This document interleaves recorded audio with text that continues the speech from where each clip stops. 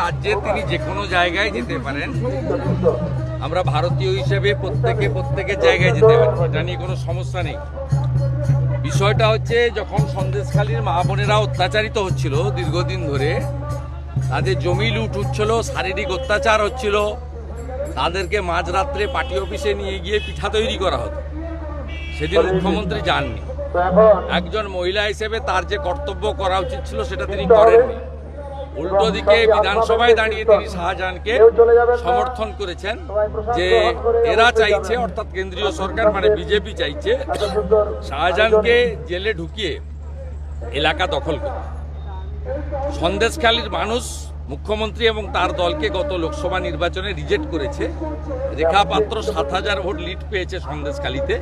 বসিরহাট আমরা জিততে পারিনি, তার কারণ 50%-এর বেশি, 60%-এর কাছাকাছি মুসলমান ভোট